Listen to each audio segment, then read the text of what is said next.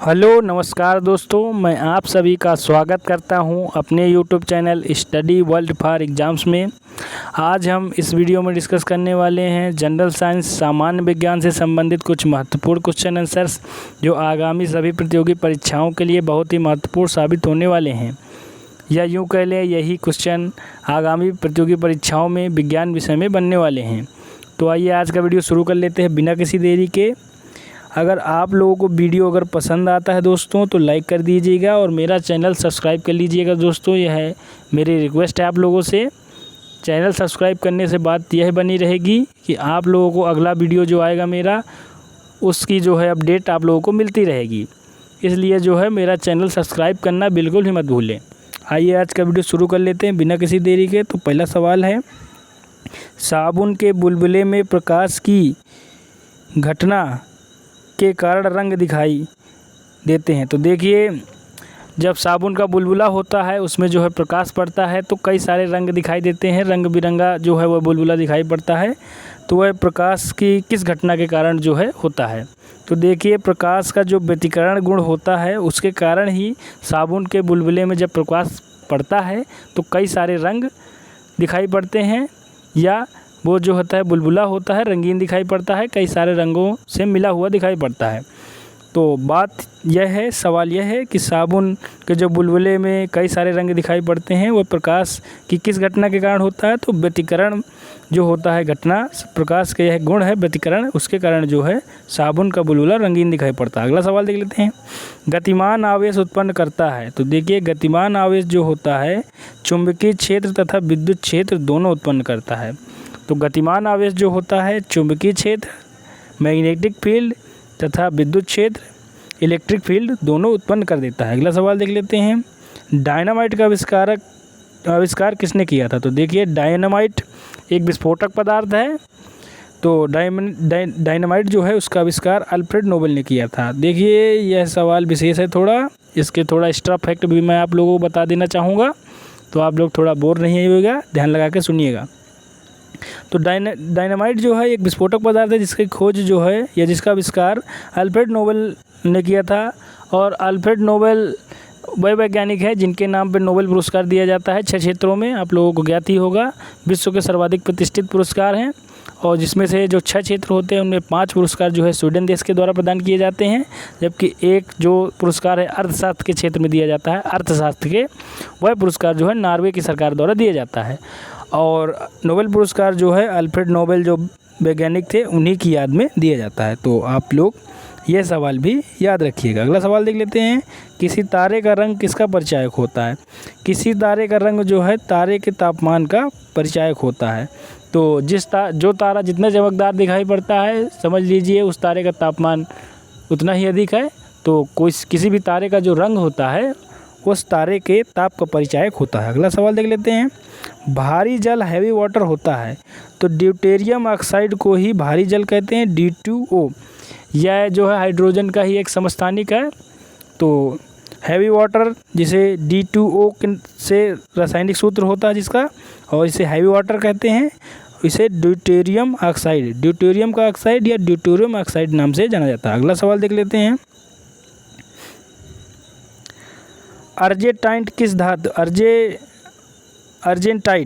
किस धातु का अयस्क है। तो देखिए, अर्जेंटाइट जो है एक अयस्क है जो कि चांदी धातु का है। तो चांदी जिसको Ag से प्रदर्शित किया जाता है, तो चांदी का जो अयस्क है अर्जेंटाइट है। तो अर्जेंटाइट चांदी का अयस्क है। अगला सवाल देख लेते हैं, दूध का pH मान कितना होता है। तो देखिए, जो दूध होता है पौष्टिक पदार्थ है और इसका जो है हम सेवन करते हैं शरीर में पोषक तत्वों को प्राप्त करने के लिए। तो दूध जो होता है उसका pH मान 6.6 होता है।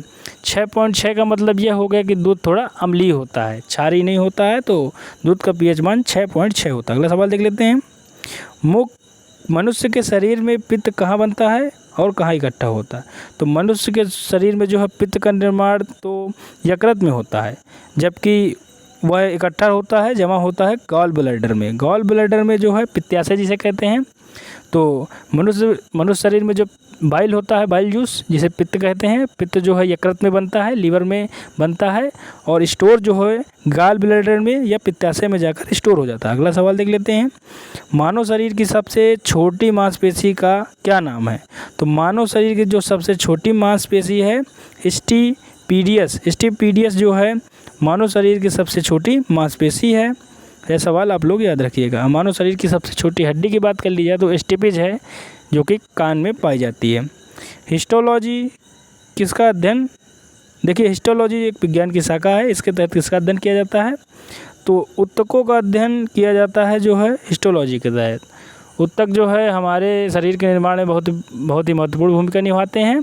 जैसे खून की ही बात कर ली जाए, रक्त की ही बात कर लिया जाए तो रक्त एक कनेक्टिव टिश्यू है, तरल कनेक्टिव टिश्यू, या यूँ कह ले तरल संयोजी ऊतक है।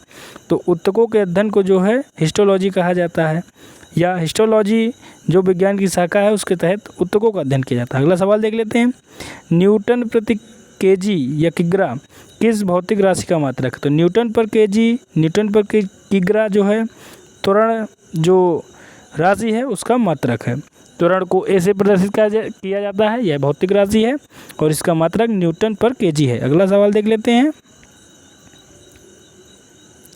एक्सीलरेशन जो है इसे इंग्लिश में कहते हैं त्वरण को। अगला सवाल देख लेते हैं दोस्तों, आयोडीन टिंचर क्या है? तो देखिए, आयोडीन टिंचर आयोडीन का एल्कोहलिक विलयन है। तो आयोडीन टिंचर जो आयोडीन टिंचर होता है वह आयोडीन का एल्कोहली विलयन होता है। यह सवाल याद रखिएगा। अगर सवाल बनता है कि आयोडीन टिंचर क्या है तो आयोडीन का एल्कोहली विलयन है। अगला सवाल देख लेते हैं, रेडियो तरंगे वायुमंडल के किस मंडल से परावर्तित होती हैं? तो देखिए, वायुमंडल में पाया जाने वाला जो आयन मंडल क्षेत्र है, आयन मंडल जिसे आयनोस्फीयर कहते हैं, यह एक परत होती है जहाँ से रेडियो तरंगे वायुमंडल में जो है परावर्तित होकर वापस पृथ्वी पे आ जाती हैं।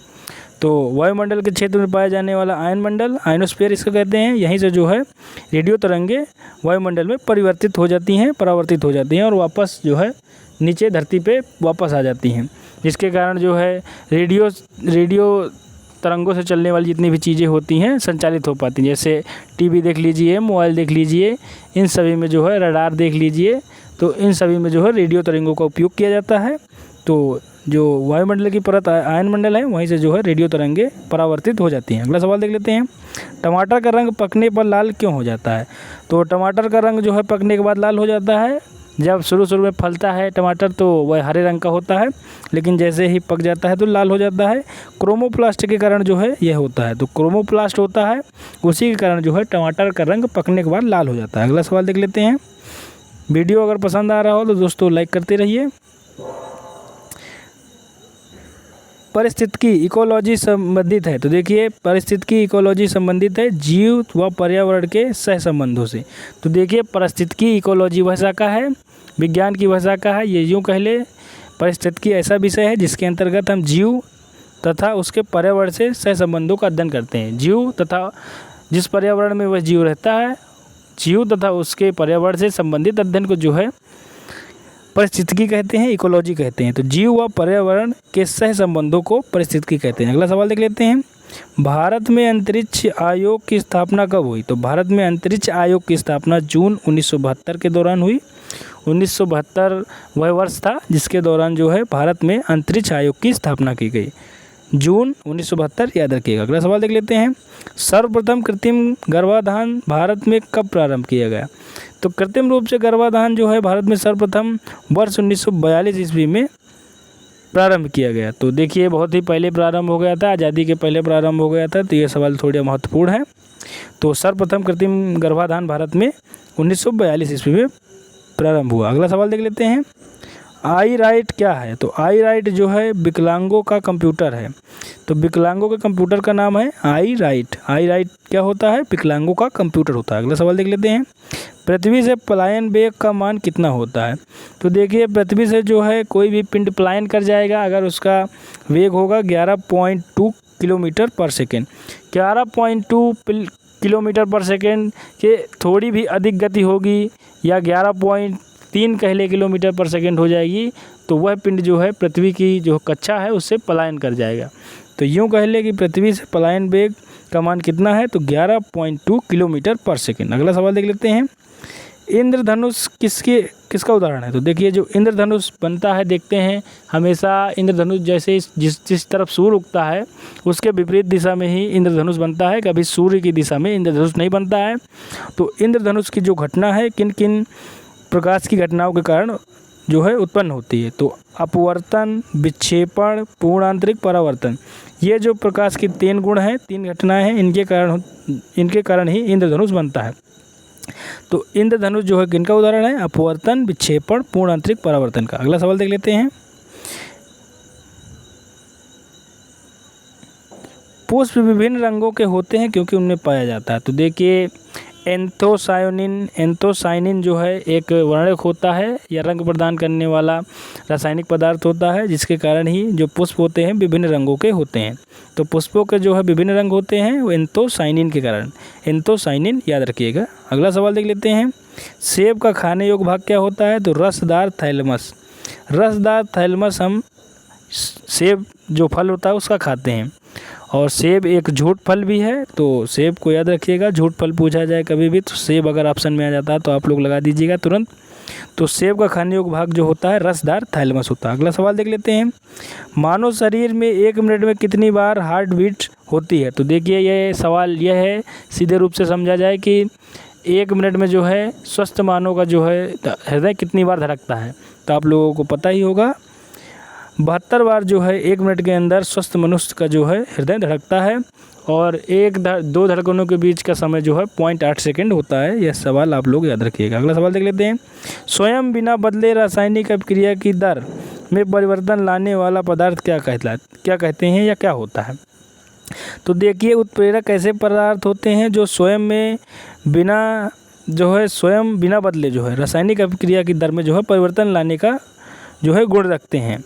तो देखिए अगर कोई भी रासायनिक क्रिया चल रही है तो उत्प्रेरक ऐसा कारक है जो स्वयं को बिना बदले ही रासायनिक अभिक्रिया की दर को परिवर्तित कर देता है या परिवर्तित कर देता है। अगला सवाल यह सवाल याद रखिएगा, उत्प्रेरकों का काम क्या होता है कि स्वयं में बिना परिवर्तन लाए ही रासायनिक अभिक्रिया को परिवर्तित कर देते हैं। अगला सवाल देख लेते हैं, फ़ारेनहाइट पैमाने के अनुसार पानी का सामान्य क्वथनांक कितना होता है। तो देखिए फ़ारेनहाइट पैमाने के अनुसार जो है पानी का क्वथनांक 212 डिग्री फ़ारेनहाइट होता है, और डिग्री सेल्सियस में बात की जाए तो पानी का क्वथनांक 100 डिग्री सेल्सियस होता है, और फ़ारेनहाइट पैमाने में जो है पानी का क्वथनांक 212 डिग्री फ़ारेनहाइट होता है। अगला सवाल देख लेते हैं,